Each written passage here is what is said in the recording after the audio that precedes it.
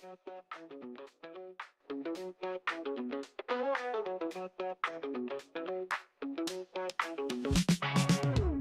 to the spot. It's time to ignite. Oh yeah. Operation Hangout. The feeling's just right. Chilling with the crew. We're ready to groove. Opinions flying high. Come on, let's move. Hang out all night long, all night. Laughing and debating, playing our song. Oh yeah. Share your thoughts, don't be shy. Don't be shy.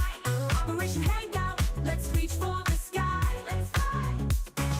Pull up a chair, let's get in the zone. Voices blending smooth like a funky trombone. Oh yeah. Topics from the heart, making us think. With a twist and a shout, raise up your drink. Cheers. Hang out all night long, all night. Laughing and debating, playing our song. Oh yeah. Share your thoughts, don't be shy. Don't be shy. Operation Hangout, let's reach for the sky. Let's fly. Bring it down, shake it up, feel the beat. With every word we share, the circle's complete. Living loud, think it proud, that's what we do. Oh yeah. Join the club, come on through, we're waiting for you. Alright. Hang out all night long, all night. Laughing and debating, playing our song. Oh yeah. Share your thoughts, don't be shy. Don't be shy. Operation Hangout, let's reach for the sky. Let's fly. Hang out.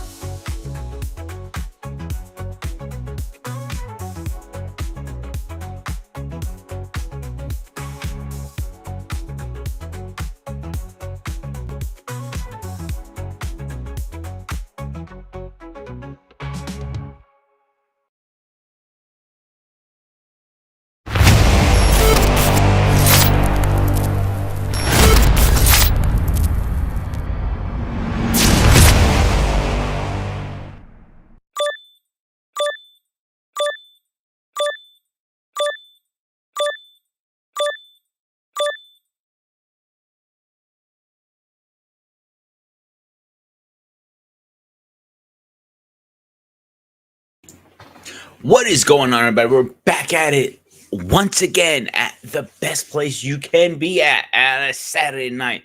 Of course, I'm calling it Spartan Institute Network. This is Operation Hangout. So, Jonny Quest. I wonder what the guys have to say. So, let's get him in here. Of course, we're talking about my little friend.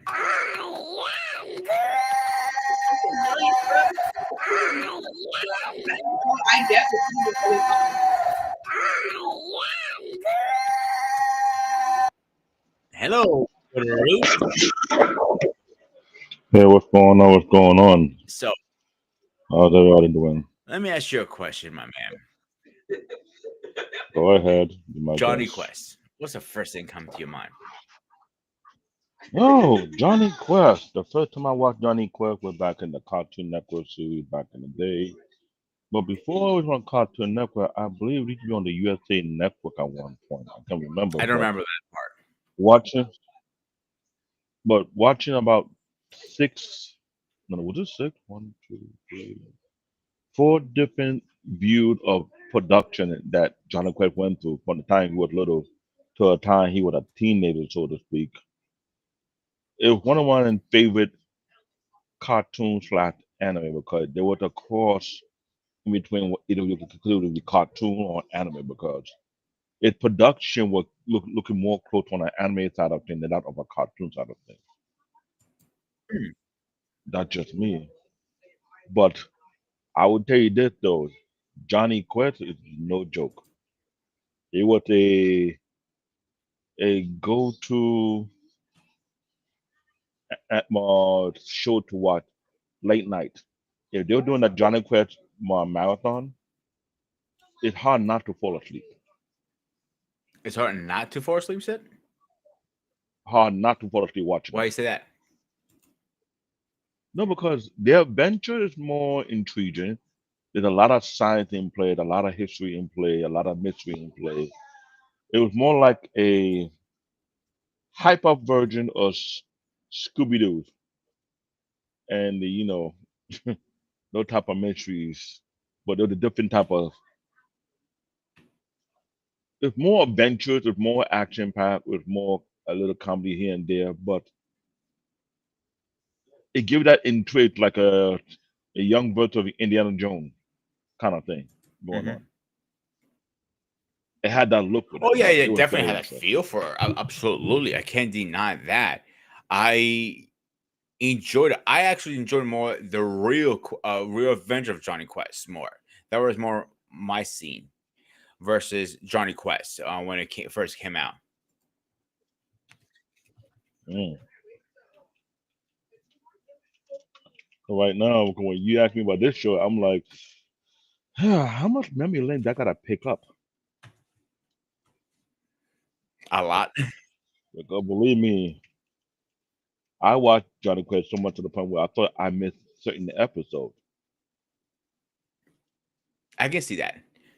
What about which one do you prefer? The Real Quest, the Real Adventure Johnny Quest, or Johnny Quest?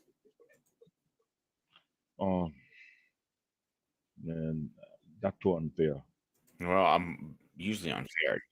That's so unfair. I know you are usually unfair, but this one kind of like, how can you say you don't like either one? But the Will Adventure of Johnny Quest gave it more a mature feel. Oh, Like, they were a lot older too in that series. Let's be honest here, dude.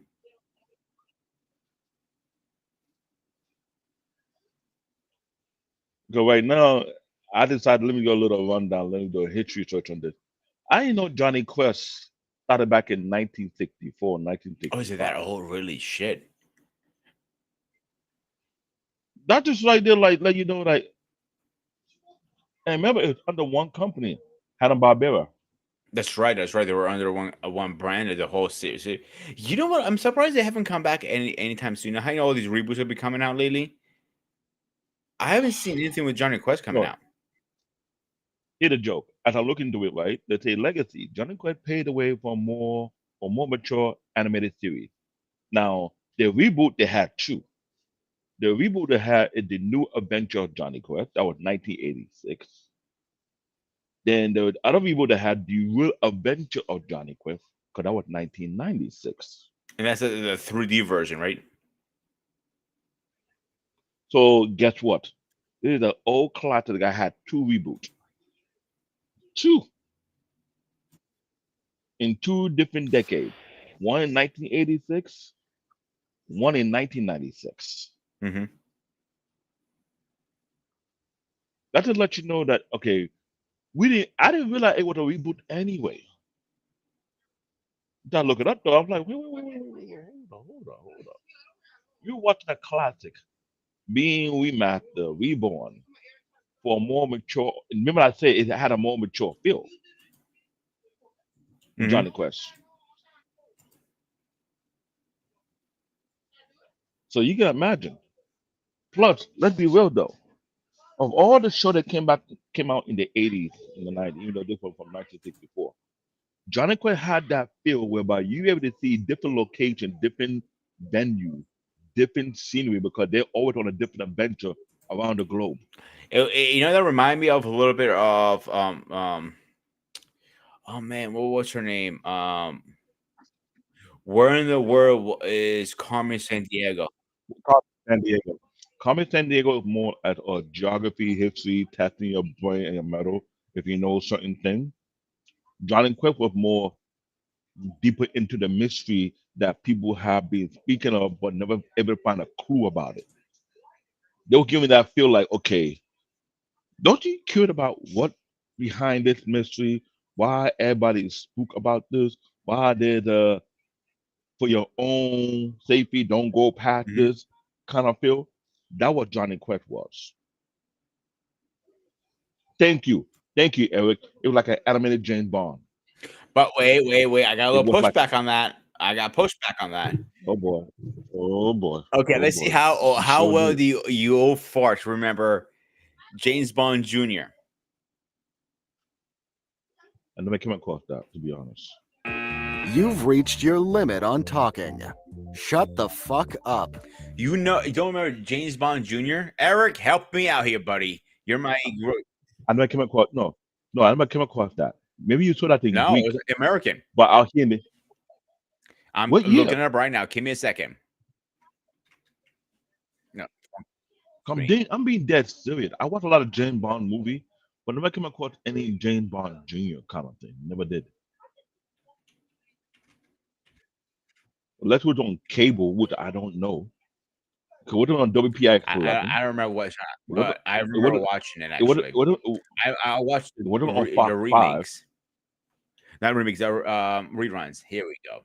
See? Came out Because in you mean Eric 19. Hang you on, mean Eric shut the fuck you up, mean, big Groot. It came out in 1991. on what channel? Doesn't tell me here. Hang on, I'm still going through the information. That's why and that's why I'm trying to point out. I mentioned all the channels that show cartoon back in the 80s and the 90s. WPIX 11 is 1. Fox 5 is 2. ABC channel 7 is 3. CBS is channel 4. And NBC is channel that's CBS and NBC was on Saturday at well channel 7. On weekdays is WPIX 11 and Fox 5. That's for local channel. As for cable, US Network and Cartoon Network that I can remember. But I never come across that particular cartoon. Hey, little boy, how you doing? So as you trying to criticize me, I'm trying to remember what network were they being broadcast on. Unless for some reason it was on the HBO side of it. No, I never came across that. Dead serious. I'm surprised Eric hasn't made a comment yet because he usually is dead on with this right now. And Eric said vaguely. You mean that he wasn't aware? I would. It wasn't a long series. It was like here, let me see how many seasons they had. There was like um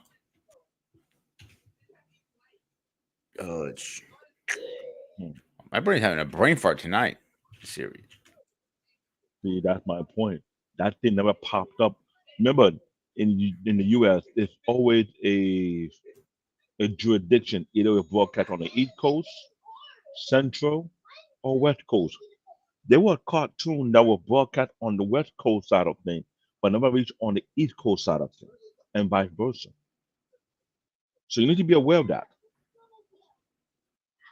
And sometimes some of these cartoons you're not able to show on local channel, we're able to show on cable. But what cable channel are you referring to? So these are the episode guideline.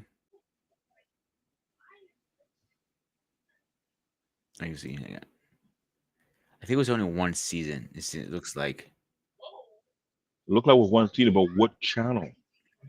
That's the question. I can't find it. My brain just is not cooperating with me today. So bear with me. And the thing is, I can remember Jonny Quest more than No, James Bond my Jr. only reason I brought that up because you said he's like, Jonny Quest was a little bit like James Bond. You know what I'm saying? That's the only reason why You know, I popped my little. yeah, and I'm glad you bring it up. But that's a funny thing. Imagine so much cartoon are being produced in the 80s and the 90s. Not everybody has seen everything. I remember one Facebook page would blow up. Do you remember this? Do you remember that? And I saw a list of cartoons. I'm like, hold up. I heard of it, but never seen it. Some cartoon was aired in Canada, not in the US. Some was aired in the West Coast, not in the East Coast. So there's like a politic being played on where you can broadcast certain cartoons. Absolutely, bro. So that's what's going on. That's been a thing going on for years. You telling me? Like I can't remember the last time there was. Oh God, a non-war of cartoons. Actually, Well, that's a Hanna good show. Barbera That's a was good one title of for a them. good show. But Hanna Barbera was one of the big juggernauts that produced a lot of cartoons during the 80s. I'm sure during the 70s, but mostly in the 80s. The problem is a lot of their cartoons didn't all stay in one area. It was spread out. And that's the thing about it now.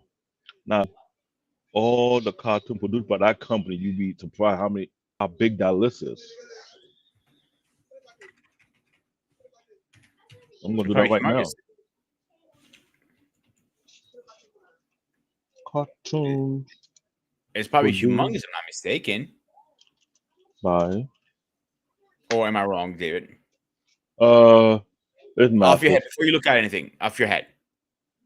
Hanna-Barbera, the first thing comes to your mind will be Flintstones, Scooby-Doo, Where Are You, The Smurf, The Jetsons, Tom and Jerry. That would be the most classical way. Every time you see the end of the credit, it's Hanna-Barbera. Then there's SWAT Cat, the Smurfing part I already, used to the watch Pup SWAT named Cats. Scooby-Doo, Captain Caveman and the Teen Angels, Yogi Bear, right? And if you go deeper, which I'm going to Google, they had the Gathering, the Stone Fox, Going Banana, the Jefferson, the movie, the Paymaster, the Flintstone. They got a long list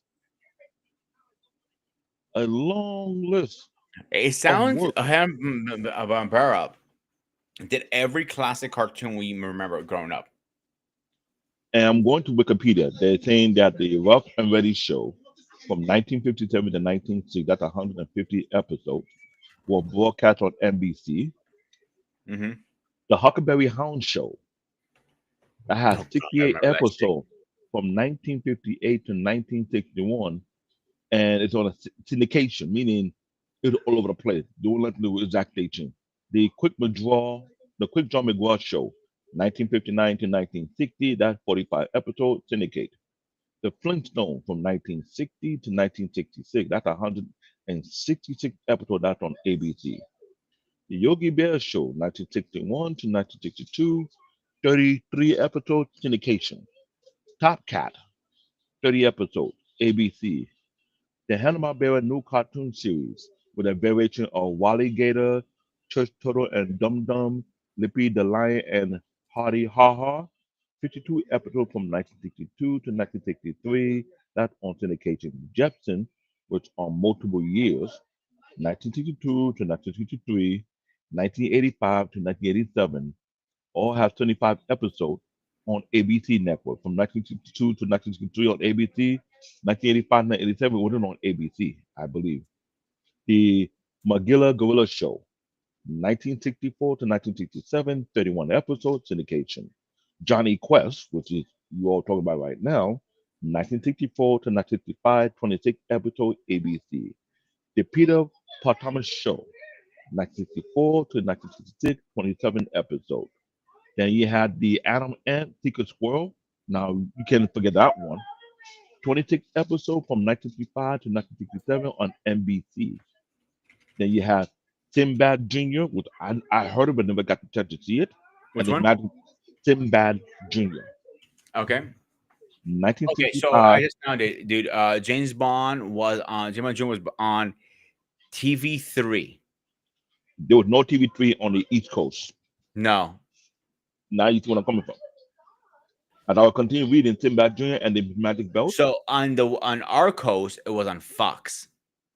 I didn't get to see it on Fox. I never got the chance to see it. And there's I'm looking through the list. There's a long list of production. Long list. This is no And joke. some places called it ITVX channel. Hmm. That's a weird name for a channel. I'm You sorry. know what I mean? But we noticed the production was all over everywhere. If it's not on NBC or CBS, it's syndication. I mean some other network. And there are a lot of names I never knew that existed. Besides Sinbad Jr., we got L'Oreal and Hardy, Frankenstein Jr. and the Impossible. Really? Space Ghost and Dino Boy, the Kiddies, We Take Manhattan, the Albert and Cathedral Cartoon Show, Birdman and the Galaxy Trio, the Hercules, the Shazam, Fantastic Four, Moby Dick and the Mighty Mator, Samson and Goliath. Dude, they got their hand on so much. They destroyed the market back then. Let's be honest. They conquered the market. Conquer. I'm gonna scroll down to the bottom of the list, and all I find is 174.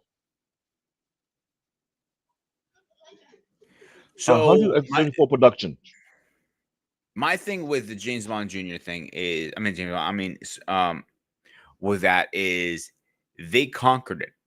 But what happened to him now? Remember, we are talking about how much work they have done.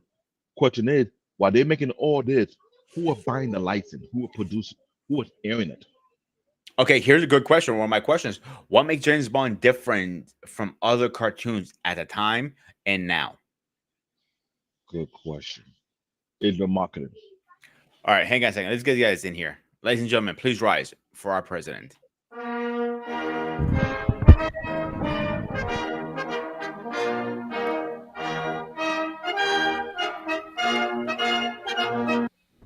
Mr. President, how are you doing tonight? Busy as always, but I was able to get No, here. this is his turf. Come to history. All right, Paul, give me what you remember from James Bond Jr. I mean, James Bond, Johnny Quest. I'm sorry. James Bond. Tree. Yeah, we were just talking about that. That's stuck in my head. I'm sorry. Well, I think it came out. I'm only familiar, to be honest with you. I'm only familiar with the original series. Series came out in '64, and that was part of a wave of Hanna-Barbera action genre that was created during that time. Which I was too young to remember because I was born in '69. So what happened was that for a lot of those series, they were packaged together in the 80s, and it was called the Hanna-Barbera World of Super Adventure. So you had Space Ghost, you had the Herculoids, you had the Incredible, you had, there were several series that were kind of bunched up. So when you watched the series, you had, it was Birdman and Birdman, Fantastic Four, Frankenstein Jr. and the Impossibles, Herculoids, Moby Dick and Mighty Mightor, Shazam, and again Space Ghost and Dino Boy. So you had that collection at the time. So Jonny Quest came first in '60. I think they ran the original series ran from '64 to '66. So they ran those constantly. So you had those in reruns all the time. That was typically Monday through Friday after school. You would see those, and then you would have Hanna-Barbera's World Super Adventure that sometimes they would play in the mornings before school, and sometimes they would play in the afternoons afterwards also. And David, it was on WNEW Channel 5 in New York, where they were aired. So you had, what I think set Jonny Quest apart from even those shows was the realism of the product. Like it wasn't. I mean, some of the characters, some of the adversaries, they were kind of like, they could be alien, they could be a different. But as far as the core characters themselves, there wasn't a lot of. It really wasn't a kid's show, to be honest with you. It was almost like it was like an adult type of cartoon back in. But all the cartoons back in the day were relatively serious. Even the Flintstones had adults watching because it modeled a lot of the shows that were on. Like Flintstones, you could basically, I don't know if they stole directly from the Honeymooners, but you could make a case that the Flintstones came from the Honeymooners. So that's why, or I Love Lucy, or any of those shows. So again, it drew in adults as well as it drew in children, and I think the storylines within Jonny Quest were such that even adults could follow the show. So it wasn't just a kid show. You didn't have a talking chimp. You had a chimp in the show, but he kind of acted like a chimp mostly.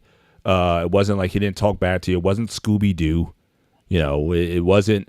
It wasn't anything like that. The storylines were pretty serious.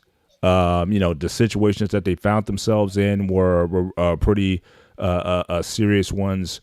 And probably also what set it apart, I think, at the time, which might have been different from, I think all these cartoons, the ones I talked about with the World of Super Adventure, the violence in it was pretty apparent. Like, for example, it wasn't like one of those serial cartoons or even shows where the bad guy gets away and he flies away in his plane and says, "I'll get you next time, Jonny Quest."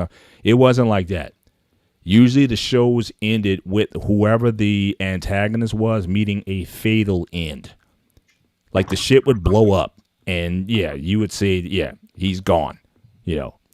And that's how it ended. So, you know, I mean, it's interesting because they also tried to reboot it in the 80s, I think around 1982 or something like that, because they had, they redid Space Ghost in, I think, in 82. Then they also did Incredible Hulk, Spider-Man, Amazing Friends, all that. It's Johnny Quest kind of got a 1986. reboot in the 80s.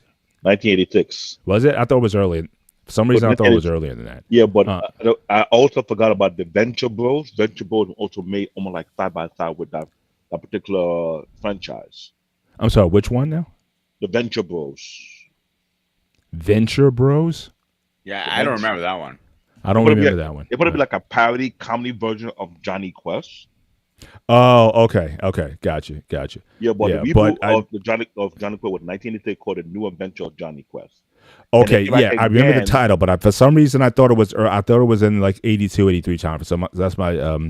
when they Forget. came back- But when they came again, back in the but it 90s. was a different show because again they toned down the violence. So again, like I said, at the end in the 60s, you died in there. I mean, there was nothing. So again, it was serious content for the time. And again, it was of such a serious nature that I think it attracted a lot of different audiences. Like I said, adults could follow it as well as kids. In fact, I don't know, if depending on how strict you were, I don't know if you necessarily want your kids watching it because it wasn't like it was profane or anything like that or nudity. I'm just saying, but just to see having kids exposed to fatalities in a cartoon, I don't know, for some parents that might have been too intense for the time, because again, it is the 60s, so keep in mind also that and I'm glad people you weren't mentioned as that. yeah. But can you agree that this Johnny Quest is almost like a mixture of Jane Bond and Indiana Jones type of adventure? Because if you watch Jane Bond movies, you watch Indiana Jones movie, Honestly, it had almost identical theme to Johnny Quest series. I took it more like Mission Impossible, to be honest. I'm talking about the Mission Impossible from the 60s. Again, you had this team, you had, the adults, they were like scientists and or pilots or something. Again, the kids were along for the ride, and it wasn't like Johnny was some sort of super, he wasn't as bad as, because when we talked about Mask a couple weeks ago, and I guess the son, Tracker's son in Mask, he wasn't that inept or, that naive. But it's at the same time, he wasn't like the protagonist of the show. It was like usually it was the adults who were really the scientists and the know-how people and the skilled pilots and all that. I mean, Johnny didn't do any of that stuff. He was, if anything, it was like, him and his friend who had the turban on his head. I forget his name, but Indian, but he had some special ability along the way. Like it was almost as if that boy was like Johnny Quest undercover bodyguard, but he had some ability that was, how would I say? It's almost like a copycat version of Annie. Remember Annie? The original Annie. We had this one Indian guy who doing some weird trick with his Yeah. it was just like that, but he was like a younger version of that. yeah. But I see it less that Johnny wasn't necessarily the, he wasn't the muscle. And at the same time, he wasn't necessarily, I wouldn't call him the intelligence either. It wasn't like everybody, went to him for, well, what do we do now? If anything, they would kind of almost accidentally uncover something or a way, or if the adults were in trouble, they found a way to, they were cunning. So they were able to, use ways to get out of situations. But it was clearly the adults who were kind of like the main folks who were kind of running the show at the time. That's what I'm saying. It had enough adult content to where adults could follow it because there was intelligent, scientific conversation in the show. But then with Johnny being like a teenager at the time, it kind of attracted the teens also. Grace was the muscle and the brawn, and he was I believe a military ex-military. I don't really know what it was, if I remember correctly. Yeah, but also wasn't he like the fighter pilot? I mean, he flew all the planes and all the aircraft. Anything with motor vehicles, firearms, anything like that was Race. He was the guy. Shit hits a fan, you call him. Yeah. But remember, Then you had the scientist with the guy with the beard. He was like the really smart. I don't know if that was Johnny's father, but But that was Johnny Quest. yeah, very. I mean, super sharp. The Indian boy named guy. Hadji. Eric put the Hadji, name in yeah. India. Yeah, Hadji. Yeah. Yeah. So yeah, it was definitely at the time. I mean, you could just watch it now and get into it because as an adult you could get into it because like I said, the way they treated the subject matter. And so yeah, I mean, but it was interesting at the time. I didn't watch, I would say, a ton of it. Now Eric, he was like the Jonny Quest like nut, but for me, I think it became a point of too much going on. It was almost like with the Transformers at the time. Like I said, the mid 80s, I had limited time to watch certain shows. So again, I might have did like G.I. Joe, Voltron, Transformers back in the day, and a few years earlier, let's say like when I was before high school, like middle school or whatever. Yeah, it would be the Saturday morning cartoons. It would be the Hanna-Barbera World of Super Adventure, or it would be like the 60s version of Superman, the 60s version of the Batman and Robin show. So there was a lot of different shows that were on at that time in the 60s. And so there wasn't any one show that I was married to so much that I followed and watched, or I had to be there to watch every show. So I wouldn't say I was the biggest fan of the show, although I watched the show and I liked the show. But in a crowded field where everybody's trying to get your attention, you just don't have time to watch everything. And again, this is also, as we said last week, this is before VCRs and things. You couldn't record, well, even a VCR, you only could record like one show at a time. So you didn't have the technology to be able to get caught up on a lot of these. You had to pick and choose. And so I was always into something else that was keeping my attention. But all those cartoons from the 60s, even the Spider-Man, especially, and it's interesting, the year. Because when I talked about all those shows earlier, from the Hanna-Barbera's World of Super Adventure, if you look at the Spider-Man, I mean, the one where you have the lyric Spider-Man does whatever a spider can. Spider-Man. Yeah, the original Spider-Man. That all came out in 1967. So from 64, we had the original Marvel Super. I don't know if you guys remember the original Marvel superheroes. It was very crude in terms of the animation of it, because all they did was they took literally the comic books and literally animated panels and panes from the comic books. But you had the Incredible Hulk, you had Captain America, when Captain America throws his mighty shield. You had that Iron Man, Tony Stark makes you feel he's a cool exec with a heart of steel. All those from 64 to 67 was like a treasure trove. The original Fantastic Four, go back and watch that. I mean, that, which is still to me the best version of the Fantastic Four. Because again, they did a reboot of the Fantastic Four in 1980 that just didn't have the same seriousness or gravitas of the original series.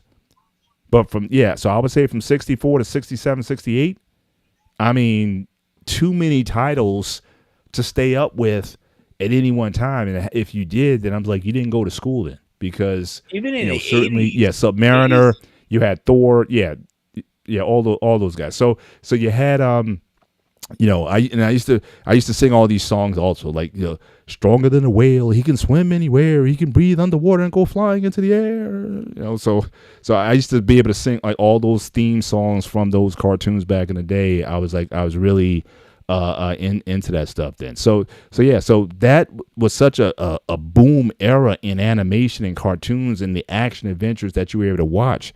Clearly, you don't see that kind of stuff today.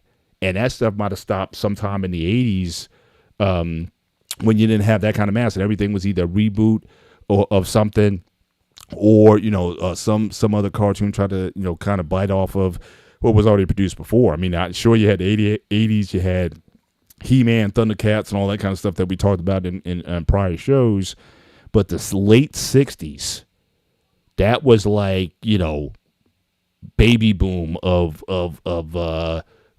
cartoons birthed out, all from Hanna-Barbera or similar studios. Filmation, I think, came on board in the 60s as well. That they had Even the in Spider. the I think.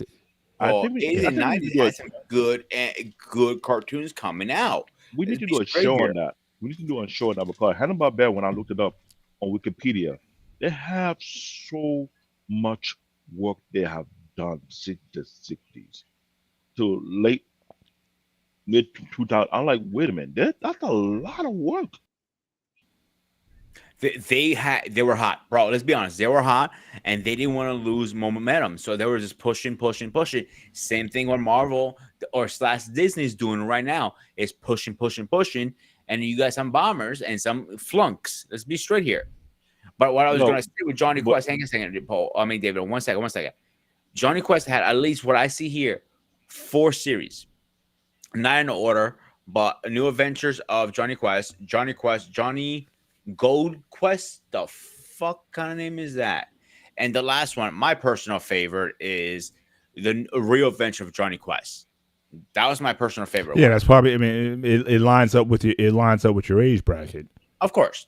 But I would Yeah. say, but looking at even those two compared, just like maybe I'm just call me an originalist, but Oh, any reboot of the original has never been better. Transformers, how many Transformers series have been out? And honestly, I can't put anything but above seasons 1 and 2 back in '84. I just can't. Same thing with GI Joe. So in any attempts to try to reboot a franchise, I've never quite fell in love with. Now, again, there's some exceptions. I mean, you had Spider-Man and His Amazing Friends, which I really enjoyed back in the day.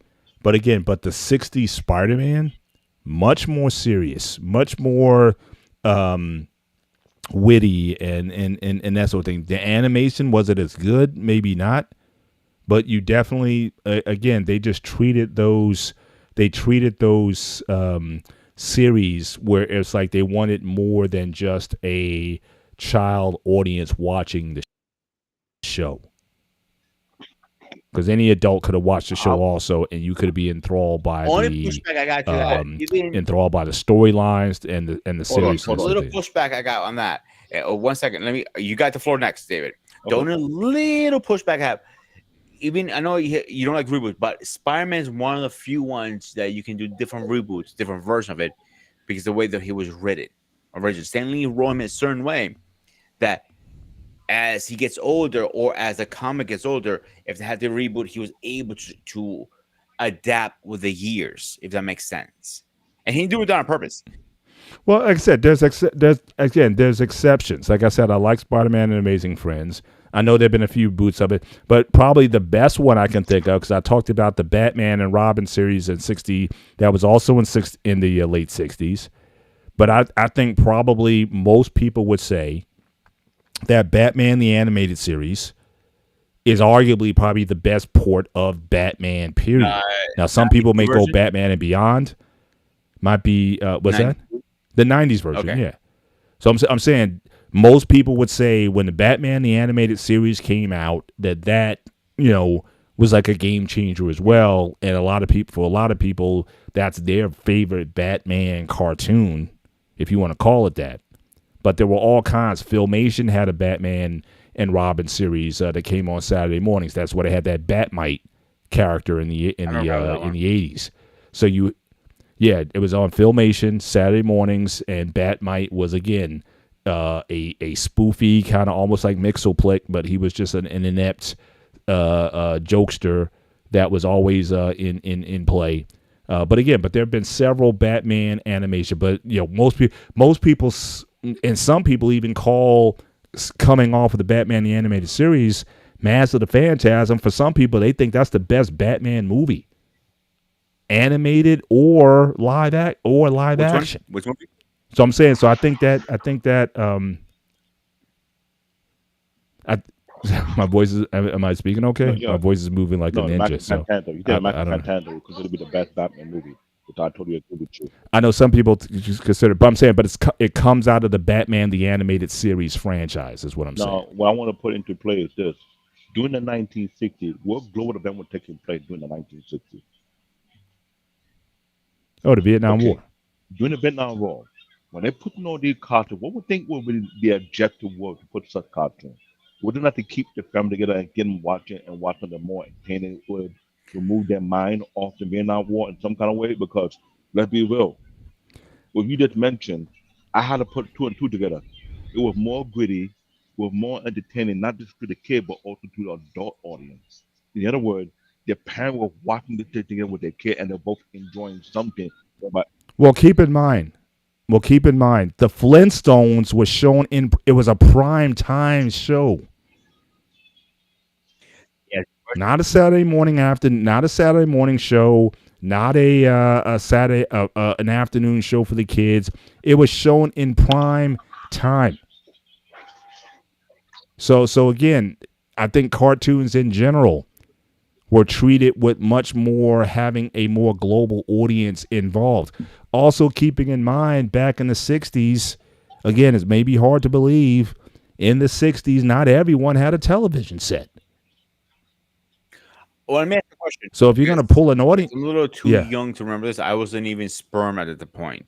Um, Jensen's and Flintstones. I know Flintstones were prime time. Was Jensen's prime time too? I want to say yes. Eric, answer the question. I want to say yes. That it was shown in prime time. I could probably look it up and see what the original. Winston cigarette commercials. Oh God. So I mean that's the thing. So you got characters in the I cartoon actually smoking remember cigarettes, watching that. but everybody did. I mean, cigarettes was such a part of. I mean, the news. Walter Cronkite at nighttime, he had his smoking his cigarettes during the telecast. Cigarette I don't know if you commercials remember this were cartoon. in every sport. Everybody had a spot for some and cigarette remember, commercial my back in favorite the day. reporter, Peter Jennings, was a smoker at one time before he quit. But he never smoked on air. I'm saying in the 60s, watch any old school Walter Cronkite or any of those newscasts from the 60s or the 50s. They all had they had the cigarette ashtray on the desk as they're reading the news. Yeah. I don't know if you guys remember this. I'm I glad don't you know how mentioned that. popular- Hang I'm on, glad. Hang on, 1 second. I don't remember if you guys remember this. Is a cartoon called Lukey Luke. It was a cowboy. And he always had a cigarette in his mouth the whole time around his horse. He was supposed to be the quickest draw slinger in the West. I don't And- recall that, but one want to point out what Mr. Bennett just mentioned. Back then, Yes, it did. Hang on, but just to correct. Yes, the Jetsons, which originally aired from September 1962 to 63 on ABC, they were in prime time. but what he mentioned that which is very iconic. He said newscast would allow to smoke on set. The last time that ever happened, when I ended around the 60s, not in the set, because today time, you're not gonna find nobody on any. No, but I mean, but everybody, if you watch the sports telecast, if you watch the baseball game where they had the play-by-play commentators and they would take you into the booth, they were smoking cigarettes. I mean, cigarettes were so ubiquitous in the 60s before Surgeon General kind of came out with those warnings and people started kind of turning away from. Now, again, I don't think it necessarily lowered the fact that people smoked, but people just didn't want to be associated with cigarettes on air, so they'd say, "Yeah, I never saw this one. I don't think this isn't 1971 it ringing a came bell out. to It me." was actually very popular in Greece. It was one of the most popular Mhm. cartoons back in the day when I was growing up in Greece. So that's Mhm. it was a comic book. It was a cartoon. It was something I actually enjoyed. Again, it was a kid show. It was 71. That's before. Again, I wasn't even in my dad's nutsack yet. I wasn't even sperm yet.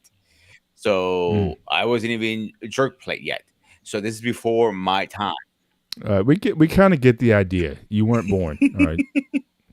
Too graphic for you, Paul? Yeah. But anyway, don't you wish you had one of these buttons sometimes? You've reached your limit on talking. Shut the fuck up. No, for me. I mean, you don't you wish you had that button right now?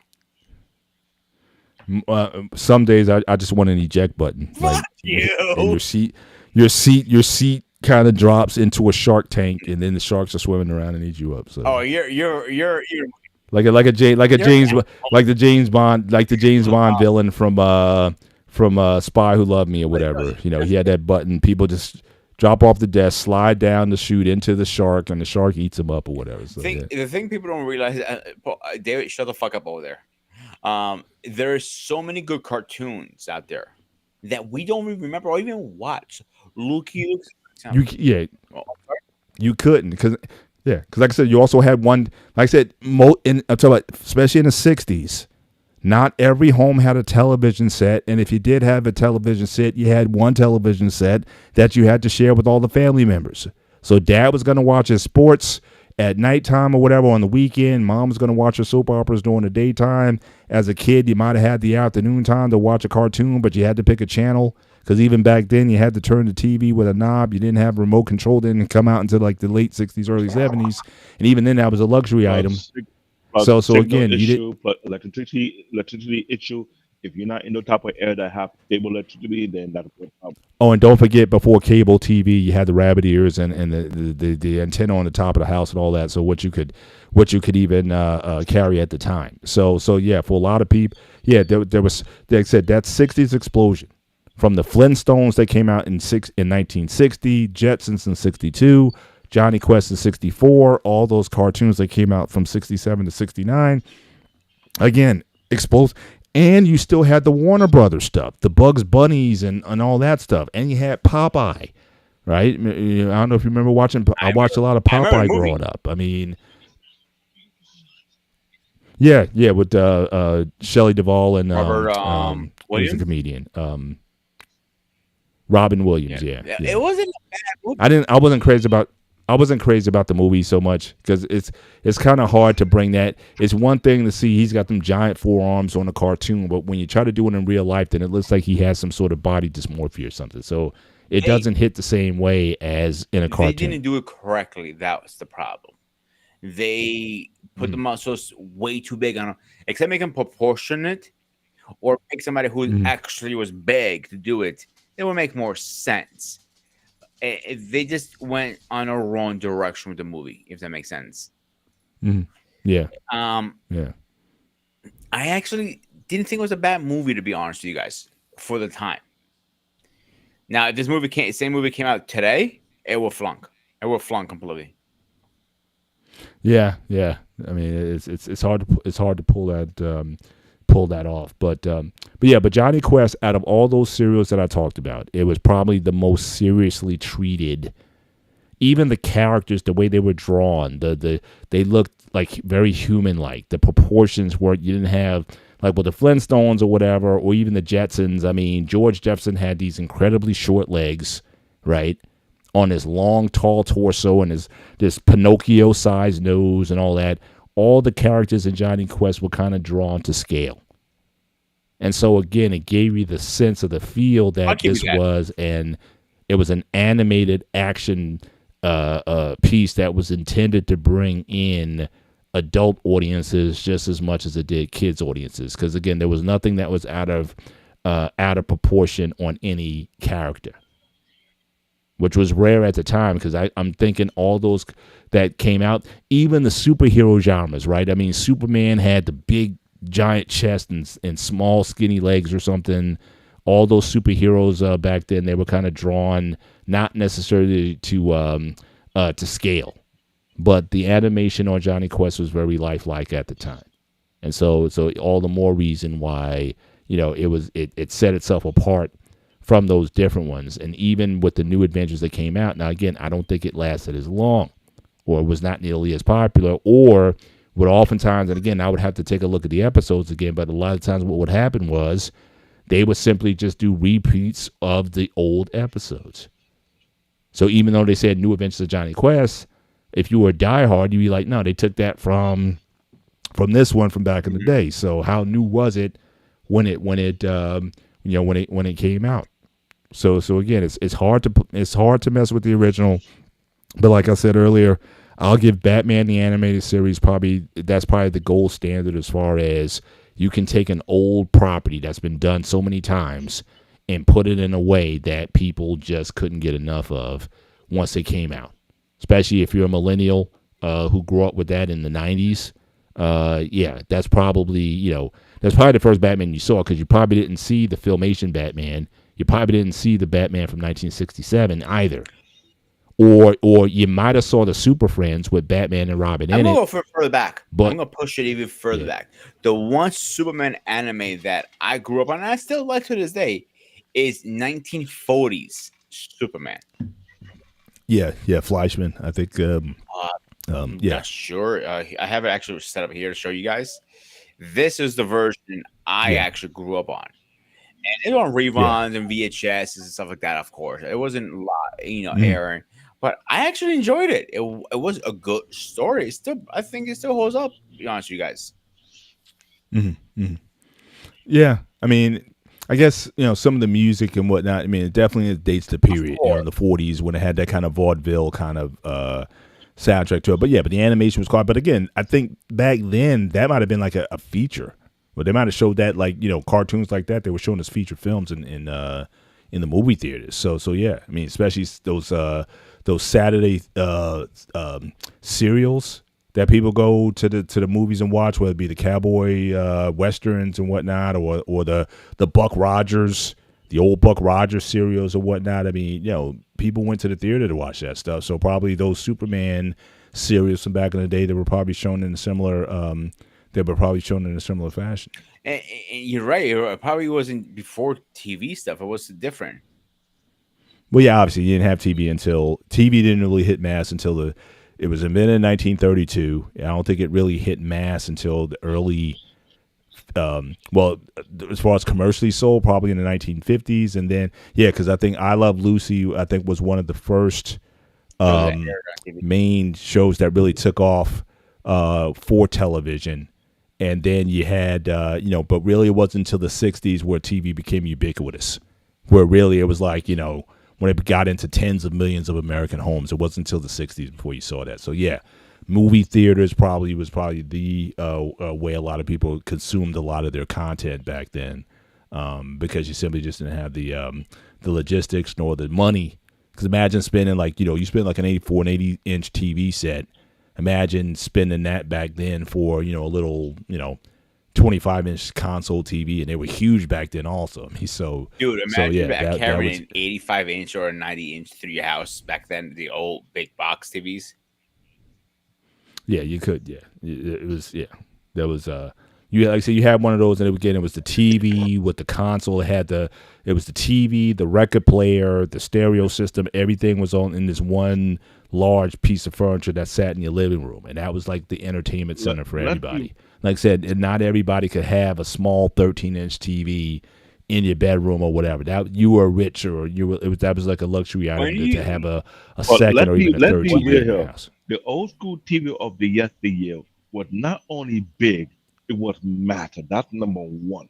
Because I remember, radio. It's the radio tube. I remember carrying the old school TV before with flat screen, and the biggest one you can get was up to like 38 or 42-inch TV. And you know how heavy that bad boy was? Very. So anyone trying to get like a 65-inch was almost impossible. That means you're taking a huge chunk of your living room, unless you had to dig into the wall and shove it in there. That's because the back of that TV was massive.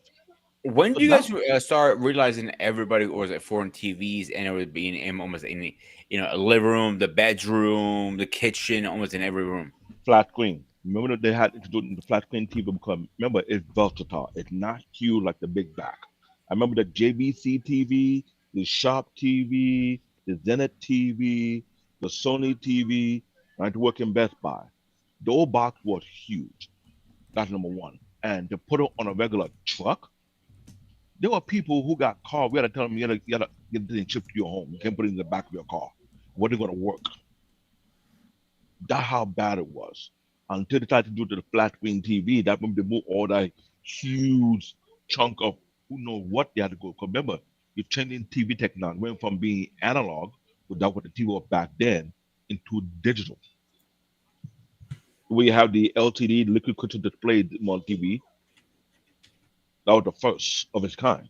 Before they started to perfect the technology behind it, it started getting smaller and smaller and smaller. But back then, who in their right mind want to put a big chunky ass TV in the bedroom? Yeah, unless you have money like that. I had to go back a little bit. My numbers were a little bit off. So just to kind of give you a little history of TV. So again, before post World War II, it was only in like a few 100,000 homes. But by 1946, it was only in a few 100,000 homes in 1946. but over 12 million homes by 1951, and then by 1960, they say 90% of homes had a television One. set, Also, I also looked up now between the one 80s television set. and 90s, TVs were probably more getting cheaper, and not. I'm not talking about like a 60-inch or anything like that, like a small TV in people's bedrooms. Yeah, Small ones. I mean, yeah. Say that again, David. You know, It, yeah, you yeah, could put, you could put you could put easy a 25-inch in your bedroom if you got space for it. Yeah, I mean, back keyword. then. If you have space. yeah, Because there was never much space. The only space was the living room. That TV was like a furniture by itself. Because it came with its own stand. In other words, you had the TV that came in a box, or the old school TV looked like a box furniture with the TV built in. That was one. Then when the TV started to get big, most of the time it used to be flat screen before they started to introduce the little curve. They started touching up Mhm. the curved TV more feature of it. Then later on, they realized they could get with the back because remember, all the technology was based under analog. Using analog more technology for building the TV back then until they start to address, we can move from analog into digital. The same thing with the signal. Remember, Mhm. everybody was using analog to receive their TV station that with the Correct. antenna. Then when you got into the cable network and all the other distribution networks, so to speak, you're moved away from being analog to digital. At one point, they were selling a Right. box to have you convert your TV from analog to digital until they start selling more of the TV Right. that can do all that without it. So there's a Right. huge change. And also, just another stat here. It wasn't until the mid 1970s where over half of American homes had a color television. So even in the mid 70s, you could, even if you had a set, it could have been a black and white set. I mean, a lot of people don't remember that era either. But again, a lot of the shows at the time were shot in black and white. Like I Love Lucy, Hmm. Honeymooners, all those shows were in black and white. They didn't colorize all that stuff yet. So again, and you did. It wasn't until the '60s when you started seeing in color television program. It might have been like the late '50s when some of those shows went, like Bonanza. Might have, I think, started out in black and white, and then they went to color in the '60s or whatnot. They started converting over. But yeah, I mean, it's, like I said, the last 50 years, folks have definitely come a long way with in terms of the technology that was available. It's the affordability, but it's still, you still had the issues of, it wasn't until the '80s until VCRs became popular, where people could start recording stuff, and it really wasn't until like, what was like the 2000s. What was like the first digital platform to record TV? Do you remember what that was, David? The name is escaping me off the TiVo top of my wasn't head. TiVo. TiVo, yeah, that was Yeah, like one of the early yeah. ones where you had like this digital recording of shows. But that was like what, 2000, late '90s, 2000 when It had to TiVo be came out. because after TiVo, then the other company that came out with their own version, I forgot what it was, but TiVo was the forerunner, and the Wasn't DVR. DVR was the technology that was given Oh, to okay, the okay. net. But TiVo was the company that does that. The later one, I forgot what company took over it. Because after a while, then the cable company figure out you don't need a third party to do all this. We can incorporate it into our system, so to speak. Now, Yeah, before that happened, there was a trick whereby you can record with your PC, and that's when the Slingbox came into play. And I was Slingbox. working Yep. in Best Buy. They had something called a Slingbox, where it allow you to not only import your TV, you can watch it and record it on your PC and watch it on your mobile device, so to speak. But the setup was not really straightforward. It's a little complicated, but you got to be techy enough to understand what you were doing. Then when the cable company saw that people were looking for a way outside them to record their TV program, so they were trying to push it, or to do it with us. But remember, they were telling these more expansion cards to put in your PC that allow you to do such things after the phone box. So people were doing all the recording because remember, you got people on like all their shows, like Date of Our Life, 24 Hours to Live, all the other crazy long going show that haven't died out no time soon. So it kind of like saying, okay, I could put another external hard drive, record it. Because remember, you get that cassette tape, it could go through like what, 6 hours recording. At least that was the max. Yeah. Well, now you got the EP to get to 8. Okay. That But that was a quality degradation when you Yeah. did that. The longer the recording, the quality would degrade. So you only use that for stuff that you wanted to, like, if you were doing your soap operas every day or something like that, then it didn't matter. You weren't trying to save it. But if you wanted to, like, record a movie, like, in high quality, I used to do a lot of that back in the day. Once I got my VCR, I recorded everything, man. So I had so many titles going to college or whatnot. I had tons of titles that I copied. So and the thing is, I remember the way where you can do about it, whereby when you come do have your PC next to your TV, had the coaxial cable plug into that expansion card that you put in the PC, and you record everything on your computer. Then you have it going back out again. It's a it's unique funny. setup, but it's annoying. You know, it's funny. I'm excited. VCRs. VCRs are having a comeback right now, big time. It's a lot of people of our age wants to feel like the old school VCR. Hook it up, push a tape in, and watch a movie. see, everybody says that until that VCR chews your tape up of the Precious event that you watched.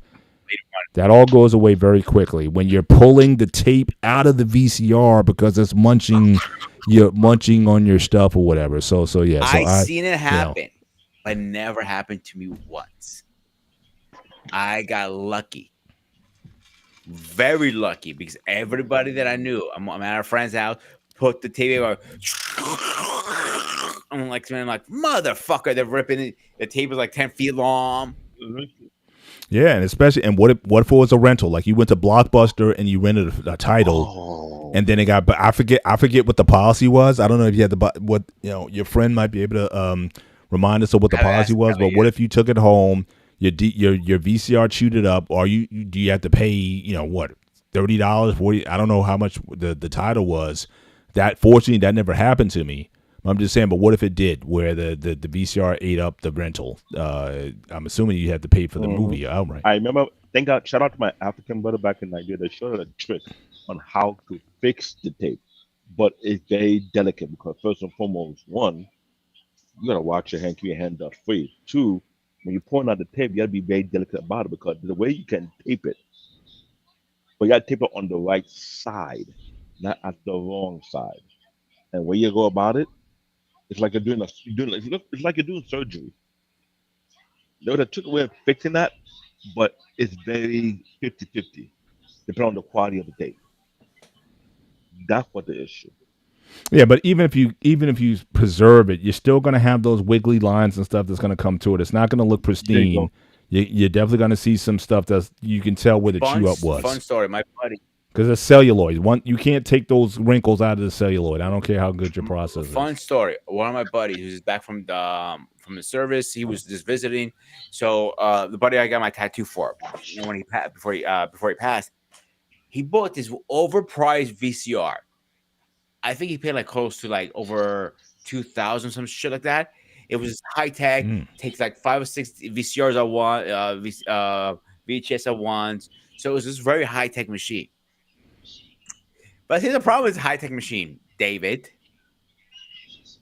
It ate every VHS he almost had. Every time. I can't hear you, dude. You gonna drop your thing. I'd say that's what it meant for eating VHS tape. No matter how high tech it was. The last time that happened, I was at his house. He took the VHS, threw it against the wall, smashed it completely. Next thing I know, he comes in the room with a bat. Let's say that VCR never survived the night. I wouldn't be surprised. No, dude. Most I ever paid for a VCR was $85. I think, was it? No, back in the day, a 2-head VCR was like $279. A 4-head was like $479. No, I'm talking about when I bought it. It was turned. Yeah, they're pretty cheap. Yeah, they're pretty cheap at the time for sure. My mom had one, but she ended up burning out. So she says, "I'm not replacing it. You're living in Greece. So what's the point of having it in here?" Okay, I'll give her that. You know what I'm saying? I remember when I bought my first DVD player, and they were expensive. You remember? Oh, sure. But except if you have a bargainer mother who is cheaper than dirt, and she knows how to scam anybody at a store illegally. And like she talked, somehow somebody put the wrong sticker on the VCR. But Sony one, by the way, right? but then the two Hang on, David. Let me finish the story. Let me finish the story first before you say anything. So it was a J.C. Penney's, I think it was, or some shit like that. I don't remember what store it was. It was an electronics store in New York. I don't remember if they're either even around anymore. And somebody put the wrong sticker on the thing. So my mom was arguing with the guy. Like, listen, it's not going to be $185 for the VCR. It's like $85. The sticker says that. Arguing back and forth. Eventually, the manager comes like, "The sticker says that. That's what you have to pay, man. We can't argue." And he's just, "That's what she says is right." But nobody realized my mom puts the stickers on them.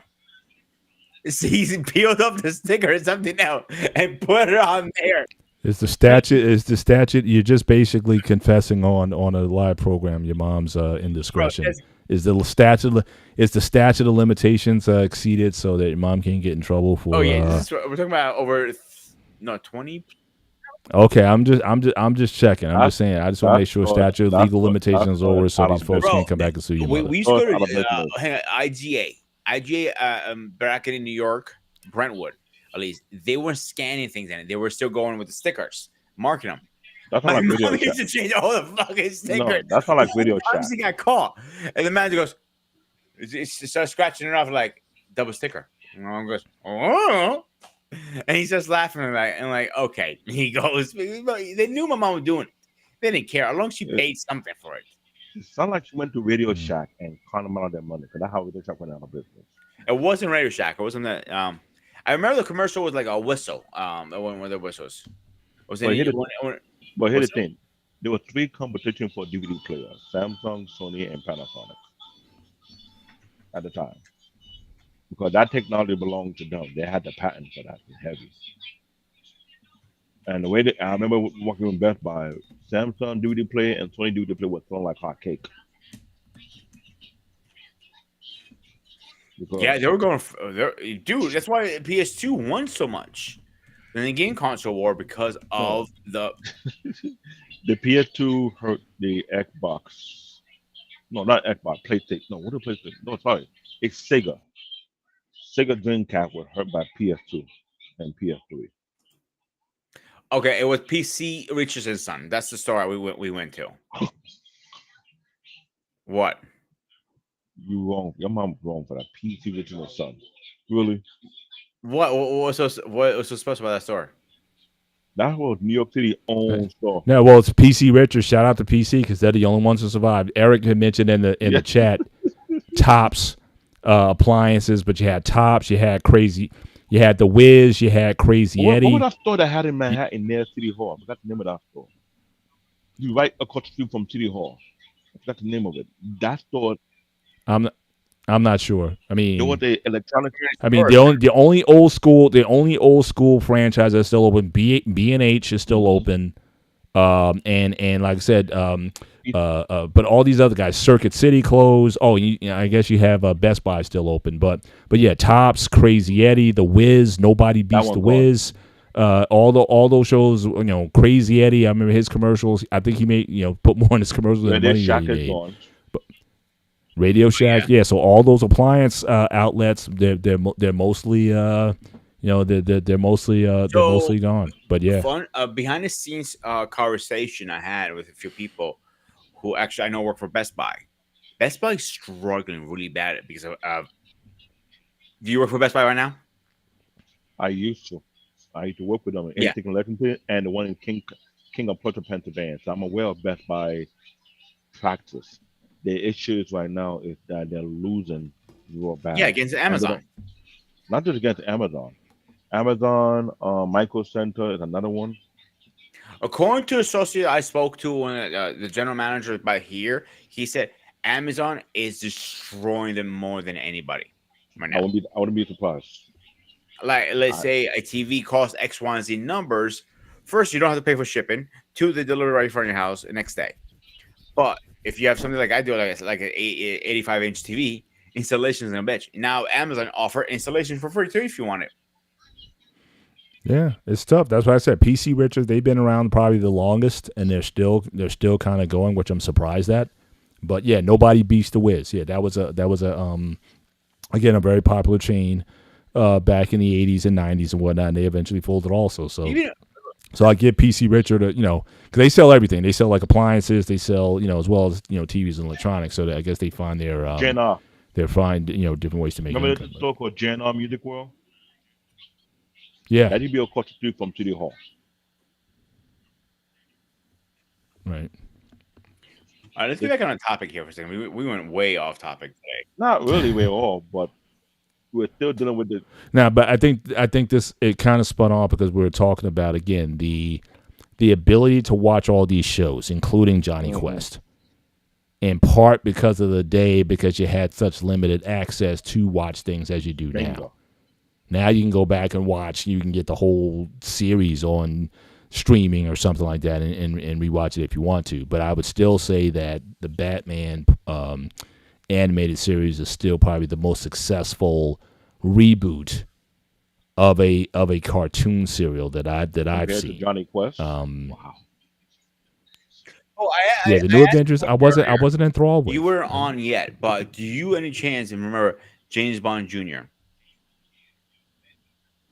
This title, yes, I didn't watch it. I don't think I watched it. Okay. At least you remember. I know it wasn't on for a long time. I know it was before my time, but I remember watching it on reruns in the States actually when it was like dying off pretty much. And that's what I was Wait, trying to the point thing- out to you. Go ahead, David. So I was trying to point out to you because that show, even though you mentioned it, I had to look into it. I was like, what station was it aired in? Because when I was reading the list of all the Hanna-Barbera shows, if it's not NBC, if it's not ABC, if it's not CBS, but it says syndication, that meaning based on who got the light to the broadcast on their network, either on the East Coast or Central or the West Coast. Hang on, David. I have a question for you guys. It was this new generation coming up. Do you think Jonny Quest will work today if they redid it with a new generation? Yes and no. Okay, I'm hearing. I'm all ears. Yes. Go ahead. Yes, it could work because it had a very unique storyline. No, it may not work because you need to write new story because the way Jonny Quest was being built out back then, there's a level of continuation that was going with. But to create a new version remember, I looked it up. The new adventure of Jonny Quest was a reboot in 1986. The real adventure was another reboot that made it 1996. So if you were to make a reboot now, what will you call it this time? That's one. Two, what kind of storyline will you spin it off with? Are you gonna do it based on the original? Remember, the original had 26 episodes. Jonny Quest can go beyond 26 episodes, but if you were to do that, who will be the writer on your team? What kind of storyline are you going to create? What kind of mystery you going to put into this? And how can you make sure you don't drop the ball? Because according to Mr. Bennett, when you do another reboot, you may miss it off the mark. It will not be as good as the original one. So let's be real on that. That's why I say it's a yes and a no. Yes, you have to take not to reboot it, but storytelling. Are you going to be able to tell a great story that is not going to make it look like it's less than what it used to be? Am I wrong, Mr. Bennett? Tell me if I'm wrong. Well, storytelling is the life and death of any series, regardless of reboot or original. So but I think I say yes, they could, but it couldn't be like on mainstream TV. I think if you make it a streaming, you put it on Netflix or one of the streaming platforms, and again, you bring back which made it what it was. You bring back the violence. You bring back the realism. You bring back the things that drew not just again kids, but adults and people who would be attracted to the show. I think you certainly could bring those back if you want to start something new. But again, the old shows themselves, even today, they still hold up. That's the thing. I mean, a lot of those older cartoons, that's what's amazing to me. Like the storylines, everything is enough to keep your attention. So, but I don't know how many. I got to look up how many episodes of the original series there were. But if they wanted to again continue in that vein, yeah, put it on a stream, put it in one of the streaming platforms, and I think you can do something with that. Because I remember I did a show on this thing, the reboot of Trigun, and the reboot called Trigun Stampede. Now I was able to watch the first season with 12 episodes. It was properly remastered. With I give it props to the producer and the illustrator. The visual is great. The storytelling is kind of like they were pushing it almost beyond the edge, or getting very edgy. And the storyline, 'cause remember not Johnny Quest, the Trigun storyline is very, very unique of itself. So to make it up to the original, that was a challenge. So take that idea and say you want to do the same thing with Johnny Quest. Either you're doing 3D CDI with mixed with animation, so to speak, with this modern technology you have right now. That's one. Story, like you mentioned, storytelling can either break or make. How will you tell the story? Are you gonna bring back the violence that made the original Johnny Quest iconic for what it is? Let me ask you a question, David. This goes with what you're saying now. This question I had is, let's say they're going to reboot Johnny Quest all of a sudden, right? You're hearing it. Okay. Hang on. Don't jump the gun. I'm Let not me jumping. finish. I didn't load it yet.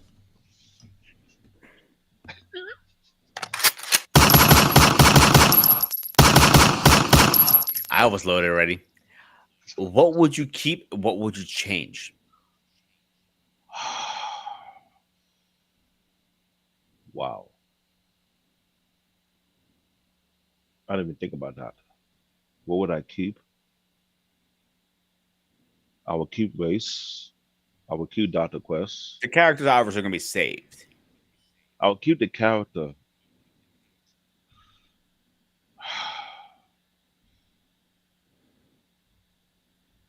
But you know what? They came to my head just now. If I'm gonna do a reboot of Johnny Quest, they gotta be an introduction or a storyline showing what made them what they are today, how they came about together. Backstory? Because like a backstory, like how do Race know Dr. Johnny Quest's small father? How do you know him? What are their connections together, so to speak?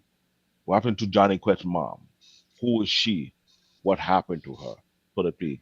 How a Neji, the Indian boy, came about to be a part.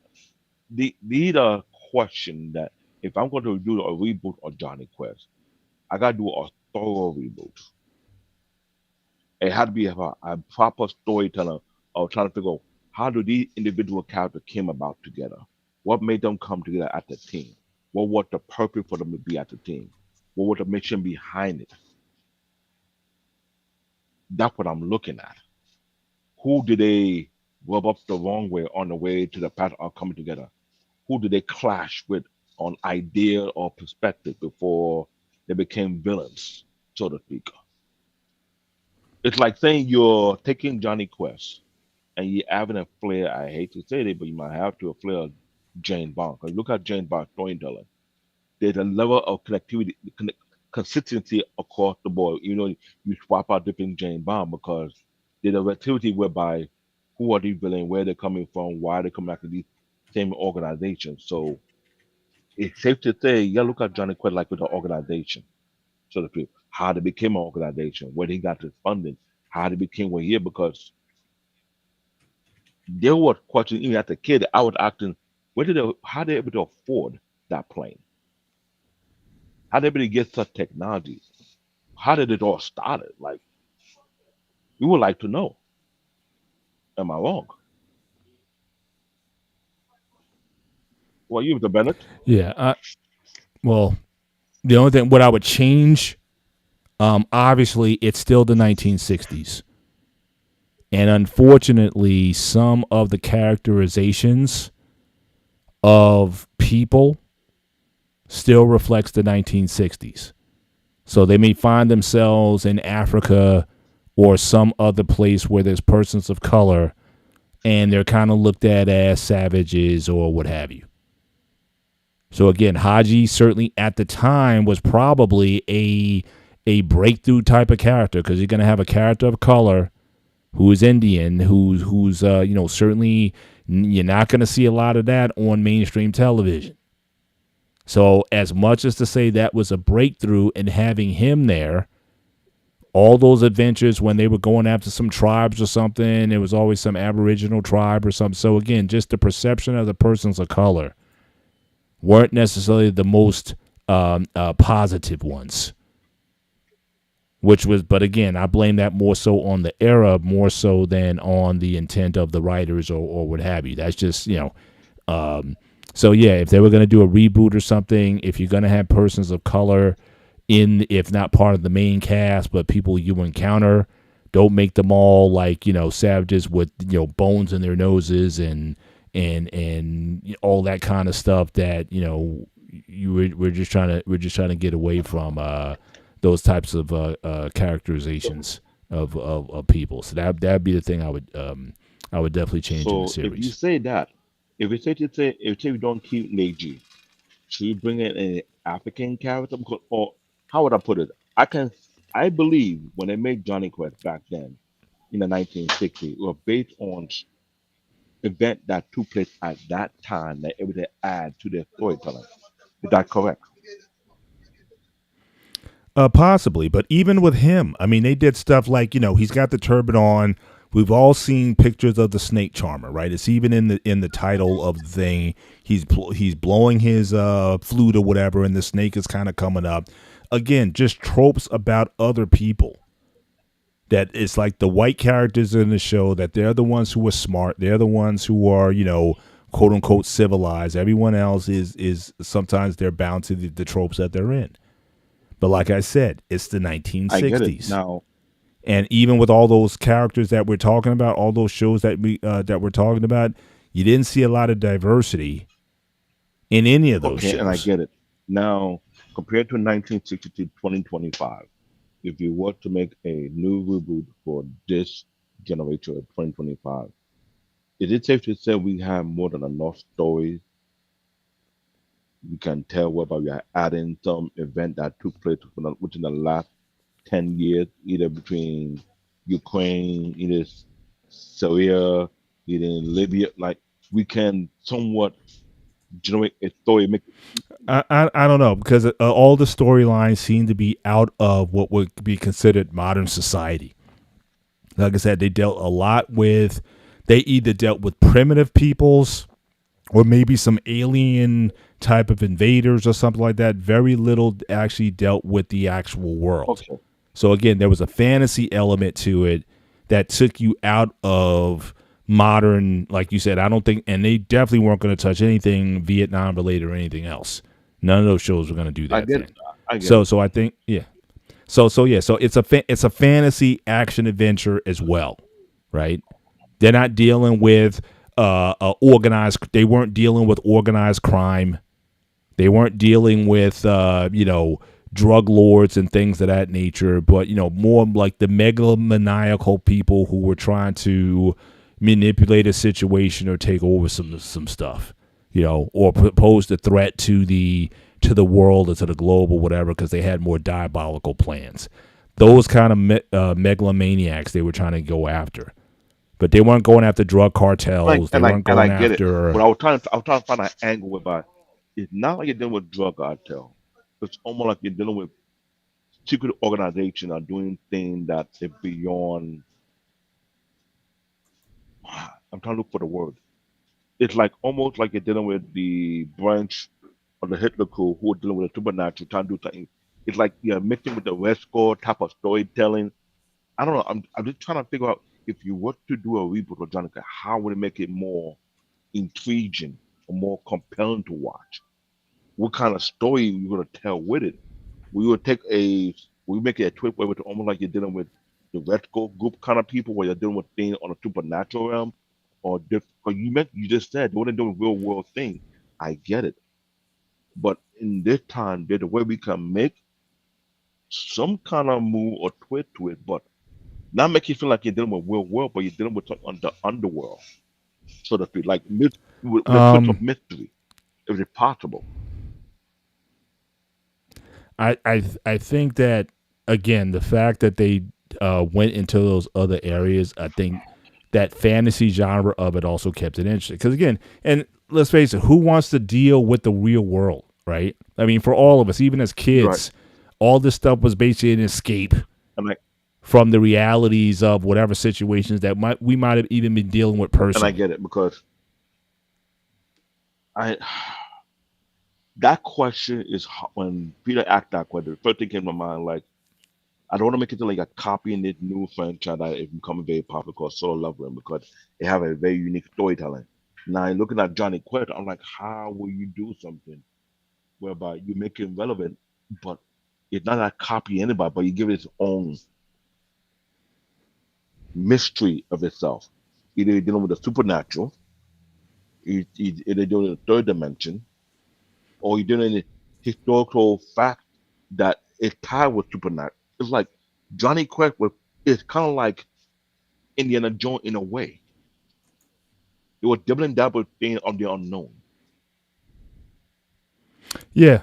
And like I said, including alien visitors or like I said, megalomaniacal leaders and stuff. I think there's enough of that you can kind of incorporate into the series. But again, I just wouldn't do, especially in this climate, I wouldn't do anything that's kind of tied to real world events. I get or what have you. You know what I mean? I think I would keep it in that fantasy space because again, the world is depressing enough. So drug cartels or what's going on, like you said, Ukraine or whatever. I mean, I'm like, I want to, and the thing is, especially with the world of being, it's so. I think the one thing about all those silly cartoons and shows back then, everything was kind of black and white then, right? I mean, you kind of knew who the bad guys were, who the good guys were, and you felt good at the end. Now everything is, these days in the real world, you don't know who the good and bad guys are out there. Because everyone's got some culpability somewhere. So again, you don't want to complicate, but it's to kind of go to a time when you had malevolent beings, whatever they may be, and then you had this group of brave individuals who would, pose a threat to the world or to that society or what have you. And yeah, they were dealt with, and they were dealt with, like I said, they were dealt with fatally. So no more orange villains with ridiculous hair. Yeah. So I mean, keep it in that sort of innocent space. I think people long for that. I mean, and like I said, the thing what I'm seeing is like with like when they did Cobra Kai. If you watch some of that, didn't it kind of remind you of like a simpler time? Absolutely. Where it's like, yeah, you know who the bad guys are. There's no, if anything, you may understand Johnny a little bit better and kind of the world that he comes from. You tell his backstory, so to speak, but still, you feel good after watching it. When the two schools, when Johnny's school and Daniel's schools combined, it's like the ultimate, it's almost like a wrestling storyline, you know what I mean? Where the two form antagonists, they form a team or something like that. I would call it a wrestling storyline. It's almost like I'm looking for that exact word. It's like a turning point of event whereby it made them go to a level of life whereby one was rival now become ally because they find out they're not two different forms. They're completely alike. Yeah. In many ways but I like the way they built the story. Like I said, when they fleshed out Johnny, I mean, again, if certainly after the first film, you thought he was the biggest jerk in the world. You saw the beginning of Karate Kid 2 when, Kreese beats him up and all that. And then you don't hear from him again. And then you empathize with them as they go through the earlier shows. You empathize. He's had it rough. He didn't, even though he was in a rich family, his father-in-law was a bully. And so again, you empathize with him, which made when he did team up with Daniel, who's always sort of the proverbial good guy. And even then they brought him down a little bit to say, hey, he's a car salesman, a car dealer, but he's done some, his record's not totally clean either, as much as he wants to paint himself as the good guy who does no wrong. And his teacher, Mr. Miyagi, had a hidden dark path that he didn't even know about, and that kind of like brought him down to it. Like, not everybody perfect. Yeah. So I think that, but just the themes of it, like it was part of watching Cobra Kai was almost like a return to like a refreshing like how shows are. But now it's like a lot of shows get so complicated, or everyone's so complicated, you don't know who's what's what. Overdo it sometimes, I think, with the shows now versus back in the day was simple times. But you also understand what kind of world we're living into now. These simple times are not there anymore either. I blame the Attitude Era for that. See, Hey, the Attitude Era changed the narrative. You know, there's no good guys, there's no bad guys. There's just shades of gray and whatnot, and so it's Vince McMahon. He put a new culture. Vince McMahon is responsible. Blame just when in doubt, blame Vince McMahon for everything. There's wrong with society. Because it's not only that. Even on Friday Night SmackDown, Randy Orton said John Cena was a role model for a lot of kids. In other words, John Cena was doing what he was supposed to keep kids from going AWOL due to the Vince McMahon influence. Everybody can say Vince McMahon changed the culture of the United States in a huge, mighty way. It was scary. Even a school teacher had to lie about what he's doing and got caught doing wrestling. And everybody, ain't that our home teacher? Mr. Stryker. bro, I even said it on air. I told Paul the story, and when we met Mick Foley, he knew this guy. My mom's doctor, Frank Roma Scavenge. He used to be Frank the Clown. And I mentioned to him, I went to Foley. I go, yo, do you know Frank the Clown? Like, the doctor? Of course I know him. He goes, that's my mom's doctor. Like, no shit. How is that old fucker doing? He goes to me. I'm like, I thought it was hilarious. I remember walking into his office the first time. And I go through the hallways. I'm like, did I walk into a doctor's office or a wrestling museum? He has all over things signed from, like a t-shirt from 123 Kid, Rock shorts, Bill Goldberg shirts, things like, holy shit. And it is signed to him. He goes, hey, doc, good job, or keep up the good work, or stuff like that. And like, they believed in his dream to help people. And that's, he was the cheapest doctor. If you didn't have insurance, it was like $30 to see him. And if you didn't have insurance still, he had a whole office full of samples. He just mail cartons he had just in case you needed to carry to your car. That's how good doctor he is. Yeah. So I don't know, Peter. I hate when you did it when you asked that question. If you want to do a reboot, because now that I look back on every show we have seen before, Cobra Kai was the most nostalgia show that so many people who used to the Karate Kid could have helped them from not watching it. It gave them a kind of like a feel like, I want to know what happened to the guy after the high school, after all that thing. How did he progress? And that's what Cobra Kai was. One issue with Cobra Kai right now. And what is that? The movie is coming out. They're not counting the Cobra Kai series at all into it. No, in a collaboration out of respect for Mr. Miyagi. I mean, you're talking about the Karate Kid with Jackie Chan and Ralph Macchio? Yes. Because they say something about the history whereby I was watching a thing called Baki. They mentioned karate was actually kung fu to begin with. And that they're is correct. tracing the history. So when I saw that, I was like, damn.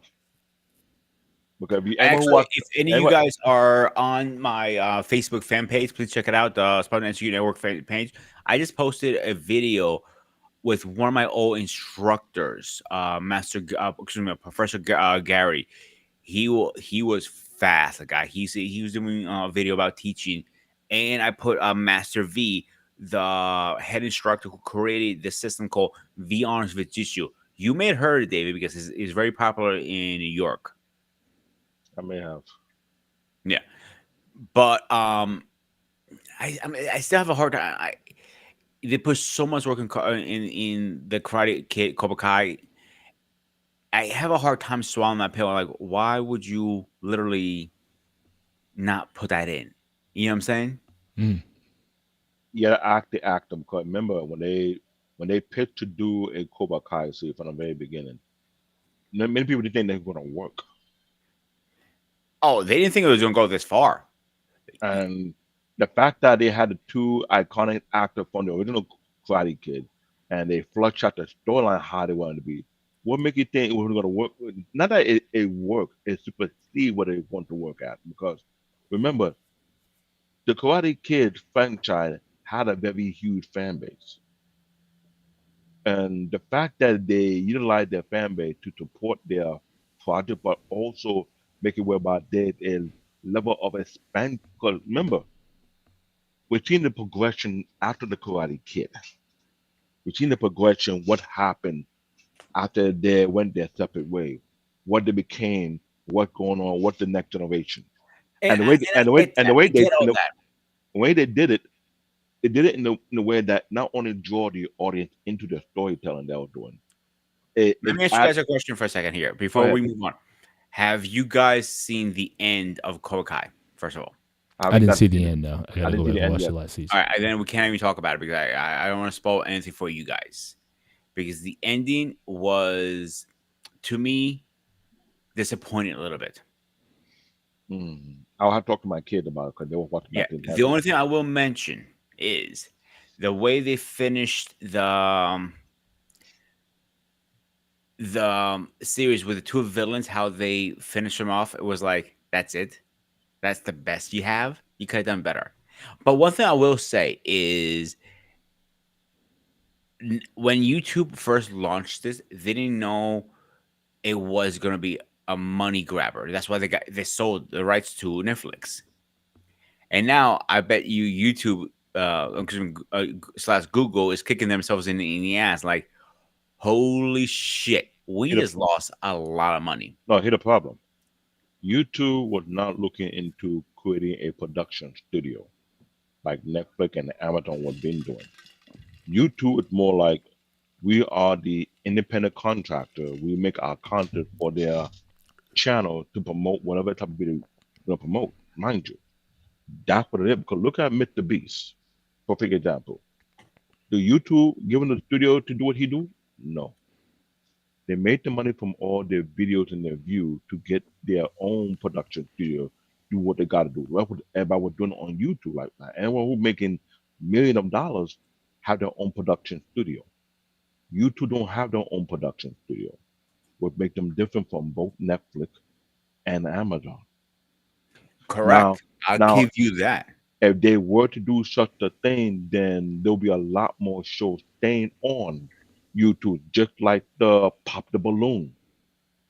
I would think if they kept Cobra Kai, they were thinking a different way. I think they would They would, start investing into actual content from their channel. I they mean, would, they would have, but look at the leadership. What were they thinking? What were they looking at? What I'm saying, YouTube is no different from Netflix and Amazon for the sake of their organization infrastructure.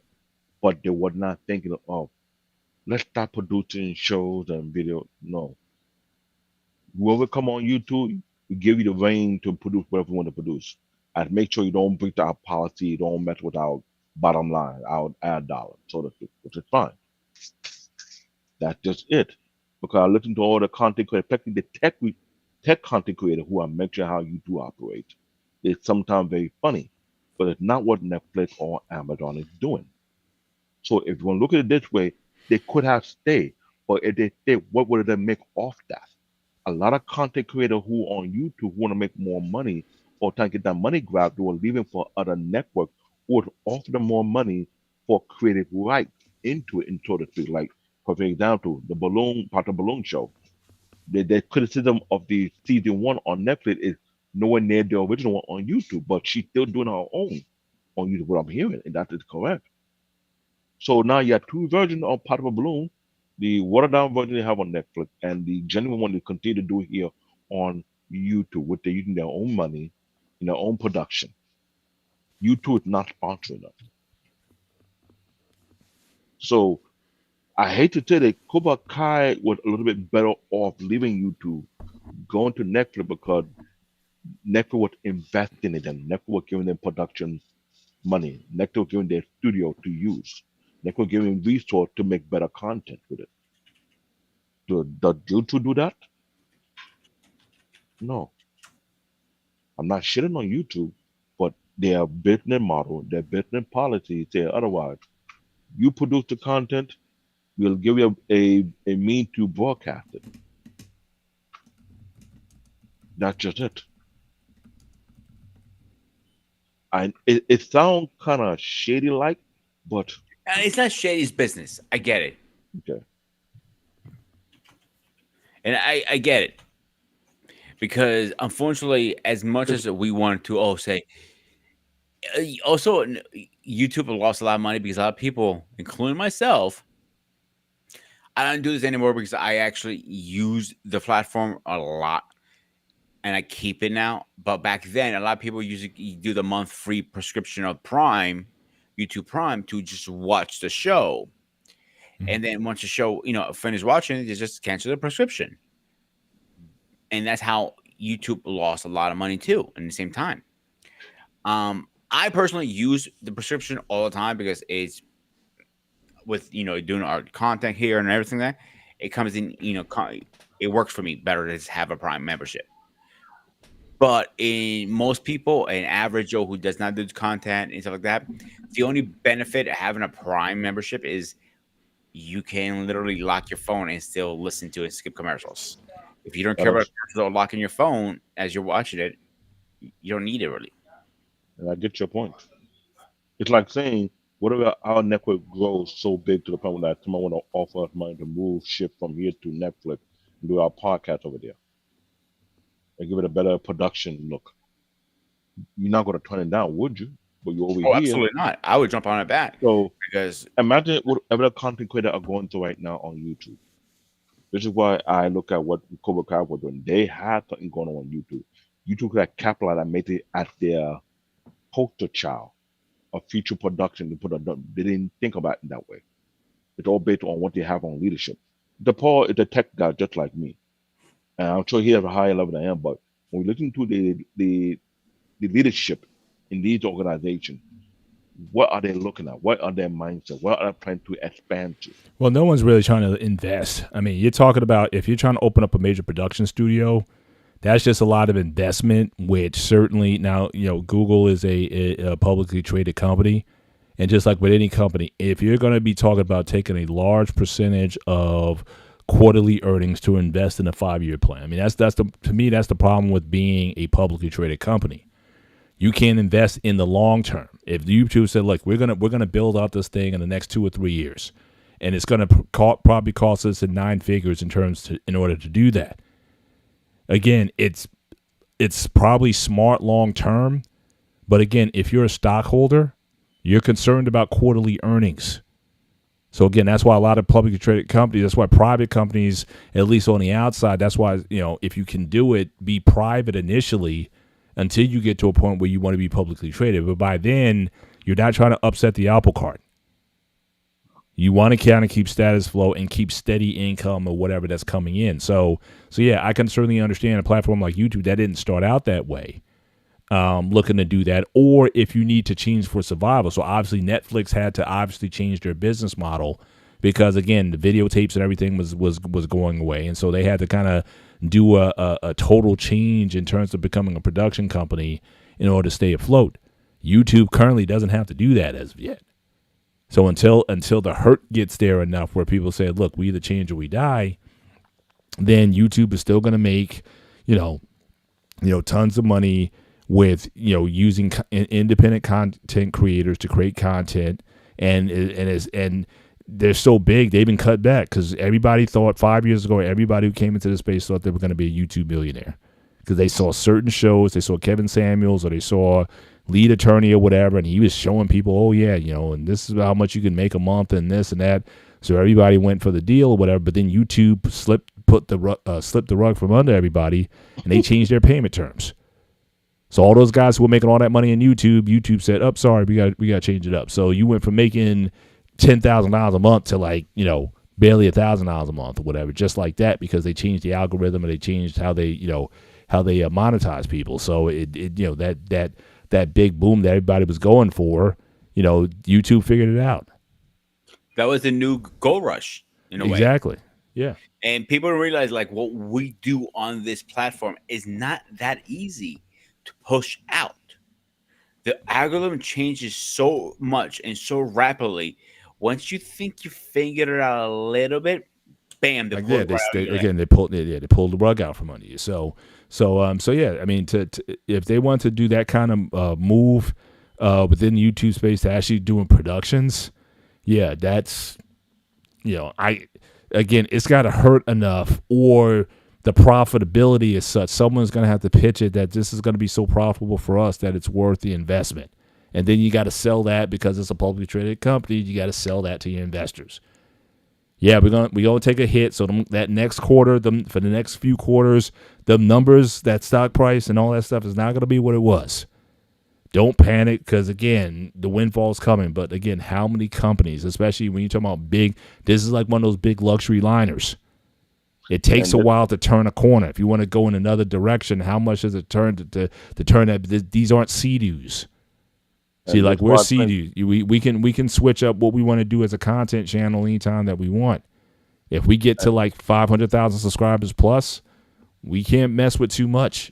If we want to keep that, we got to keep the base satisfied. So, and if you think about it, another thing that I also know that a lot of content creators, not a lot of, a good number of them know that you can't rely just on YouTube money. You need to get ad dollars. You need to get like sponsorship for your show. Who allow you to market their product on your show? Like some content creators, give a shout out to Abba and Breach. They make their ad for certain product that has sponsors to their own shows as well, and they do their own ad for them. Some people are catching on to it. Saying, okay, I will have 2 or 3 sponsors and line up that they to work to our sponsor, and they make their own ad to prevent YouTube from putting their own ad into their program. Now, okay, we talk about ad, we could do the ad to ourselves. We can market certain product, then go back into our program. So there's a trick that's going on that a lot of content creators on YouTube are figuring out. Like, you know what? I don't like YouTube ad into my program. It kind of like cut up. It get in between a certain conversation. So I ought to do our own speaking, our own talking point, whatever, or make our own ad for which company that sponsors our show, so they will put the algorithm out. So it's a lot of going on right now. Yeah. And people don't realize you don't really make money on videos anymore. The videos are like pennies. It's more on their sponsorships. That's why you like Alpha Male, who does a lot of content on men's grooming, for example. Every video, that's one thing why I stopped watching, to be honest with you guys, because I just couldn't hear the advertisements any much. And every time he does a video, they say his beard. Oh, this is why you should go check out Brio Manscaped, for example, or X, Y, and Z. Like, all right, dude, I get it. You need sponsorship, you need money, but every video, like, kind of back off on it a little bit. He was like shove it out in the middle of the video, like, oh, it's going go, and then all of a sudden he throws that like, oh, you should go this. Oh, here's my code for 20% discount, and also kick back to me. I'm like, okay, I get it. Yeah. I get it. But no one's gonna change that unless the watchers or the viewers send the message loud and clear that we don't necessarily want that. So then you're gonna have to make a choice. Do I keep my base satisfied, or do I go for the ad dollars because it's right there in front of me? It's like, you kind of turning down free money, and some of those you only have to do it once, because again, you can just keep playing the same ad. Just in the, it doesn't have to be a lot of these guys. It's not even live. They just insert it into the show at some point, and they can just keep playing that same ad over and over again every time the show comes on. So yeah, it's definitely. I am more okay if you say like we're strong right now. It says our little thing in the bottom. If he said, "Oh, tonight's show is sponsored by X, Y, and Z," and my promo code, I'll be okay with that. But when he literally stops halfway through his video and just but his advertisement or sponsorship, I'm like, oh man, come on, dude. Yeah. And some of the stuff he sponsors is his own company he owns. Right. You know what I'm saying? Like his skincare or his cologne company. I'm like, all right, bro, I get it. You need to make money. I feel you. We're all in the same boat, but come on. Yeah. Yeah, that's part of it. But again, everything is advertised. I mean, the thing that annoys me most about going to the movies, well, actually, I shouldn't say it annoys me, because what I've learned certainly in the last few years, I can be 15, 20 minutes late to a movie and still get there before the movie starts. because now every movie theater has 15 to 20 minutes in previews and in, like, say, even commercials, like real commercials. It's not even previews anymore. It's previews and it's commercials at the same time. I used to love going to the movies early to watch the trailers. Eric wants to know what's on my shirt, so it's a Star Wars shirt. Okay. 1977, the original, baby. So there you go. I used to love going to movies early to watch the trailers because that was my favorite part to see what else is coming out. Mhm. Now everything's on YouTube. It's no point to go early. Make sure you're there before the Right. trailers hit. Because you but you're actually having like actual commercials now. I mean, that's why the movies you didn't, yeah. Because honestly, I have an 85-inch TV, and literally, I had somebody over a while ago, and he goes to me, he goes, "Wow, you actually have a movie theater in your house? Like, what do you mean? Like, you have the 85-inch TV as surround?" I'm like, "Yeah, and you have the decline couch." I'm like, "Yeah, what's the point of paying all that movie money if you just can watch it right in your home?" Yeah. I only go to the movies if I go to a movie, it has to be pretty much within a week of it coming out, preferably opening night. But because I still like going to the movies, especially when there's an audience. Going into an empty theater, then yeah, I'd rather watch it on my TV at home. But an audience can really make a film fun. When there's audience reaction, when the audience cheers, like when we saw Avengers Endgame at the end, where everybody flipped out, when everybody kind of came back, when Doctor Strange does the thing and everybody comes out and everybody's there, when Spider-Man came back, everybody went nuts. So again, I think, or you're watching a funny movie where there's laughter and applause and stuff like that, I think it makes a difference in terms of your movie experience. But again, that typically takes place within the first week of it coming out. Then everything just kind of drops down after that. So I still like that, having that experience of going in. I even like it at the end when people, if it's a good movie and people clap and applaud at the end. I like going there and experiencing that also, if you've been in a good movie. So for those reasons, yeah, I would still go to the theater, but I want to highlight the Queen's comment here because she has a good point there. Marvel and DC always has something towards the end after the trailer. I mean, after the credits, it was a little clip about, oh, that's the next movie's coming around the corner. They give you a little teaser also. So I did like that. When I first heard about it, like, no way. I had to sit back and I'm like, holy shit, they were right. And like, I actually think that's one thing Marvel did really well. Marvel started that and DC copied after them, of course. Right. But even now you have choice. So, because again, the updates on the plot of the movie takes place almost instantly the time it comes out. So you can, like, there are times I'll literally look at my phone and look at any teasers or whatever in the post credits, any after post credit scenes. So I'm gonna say no, there's no post credits. Then boom, I jet out. But before, you would sit there and wait and hope that there would be some kind of post credit scene. You weren't sure if it was there or not, but I think everybody got hip to it now, so they know if something's coming up and say, okay, I'll stick around to watch this. Or sometimes they'll give you two post credits that was one usually right after the short credits, with Avengers, like for example. Then they have a bigger one right after the credits. I remember which one was it? Captain America one. That was the most disappointing one because they had all this, post credit ones, and it goes Captain America will return to in Avengers. I'm like, that's it. I literally said, there was no minutes just for this. Yeah. And they get you though, but I think people are more hip to the game now and to see if it's worth staying. So usually nowadays, if people are staying back, then I stay back because my thing is I'm guessing that people are kind of hip to there's something here worth staying for. But if people are like mass exiting out the thing, I was like, there's probably nothing here for me to watch. Yeah. So, but how How about you hit your final thoughts to David gets back because I know he has Yeah. some. So again, Johnny Quest. I would love to see it come back. I would love to see it. But again, keep the story. The only thing I said, update. Some of your interpretations or perceptions of different people, especially people of color.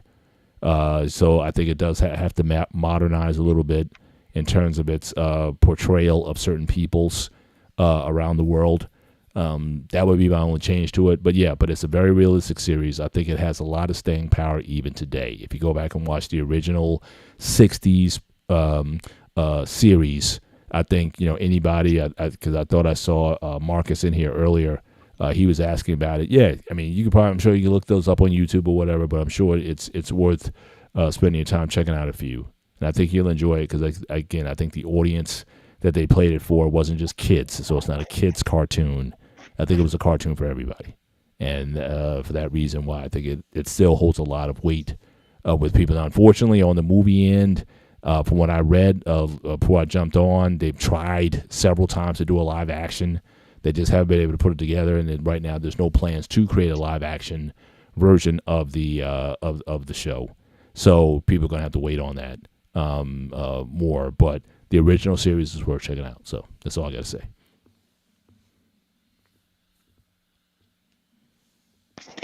Ladies and gentlemen, my final thought on this thing, I'll be real honest with you guys. I do wish to make a reboot on Johnny Quest for this generation, for this genre. But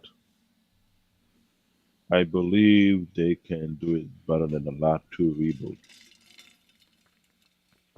But maybe have a team of great writers who can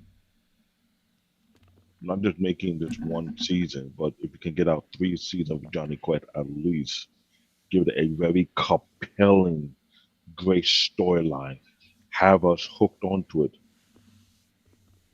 Because Johnny Quest was one of those iconic cartoons, last anime, that it was very intriguing. It was like you look at you watch the next episode, what's gonna happen next? What will happen? What will happen? What will happen? Then later on you start having your own questions. What's the origin of Neji? What the origin of Dr. Quest?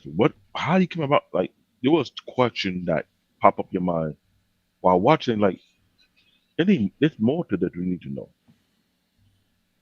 and I'm hoping they can do it justice.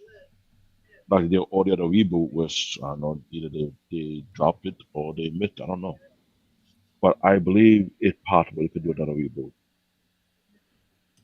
If we're gonna do it though, please let's do it justice. Let it be that wow factor, bring all the old school Johnny Quest fan back. But like, yes, this how it's meant to feel. This how it's meant to look. That's what I'm hoping for. To be honest with you guys, I don't know about you, but leave your comment on this show. Let us know what you think about Johnny Quest, and maybe it's about time they make another reboot because they did one in 1986 and they did another one in 1996. And since then, there haven't been no reboot again after that. So you think it's about time to do another reboot or let it rest?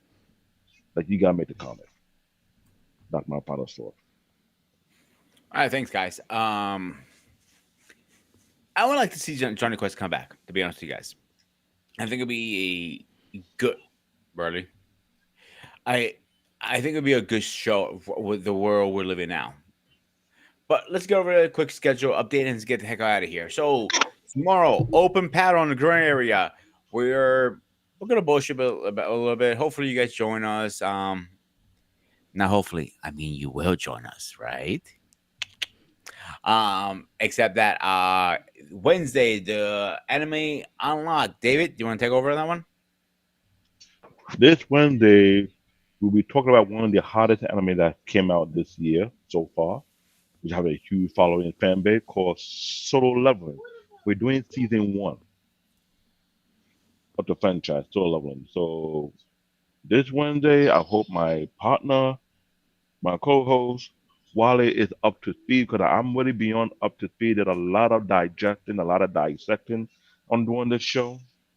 So I'm looking forward to see people come out and give their own opinion about Solo Leveling. All right? Nice. And on Thursday, we're gonna be speaking about be the best version of yourself. So that is going to be a very interesting conversation, and that is a topic I did a while back on Motivation Monday. So we're swinging back to that again one more time because I think this is something we need to talk about definitely in 2025. Except that, David, anything else? If you're gonna be yourself, don't be a thought. Paul, Mr. President, anything on your I'm side? good. See you Guys, guys tomorrow night. as always, this was a Spartan Execute Network. I am Ghost Spara. He is Little Groot. He is Mr. President. Stay fresh, stay safe, and I'll see you guys in the next one. Peace.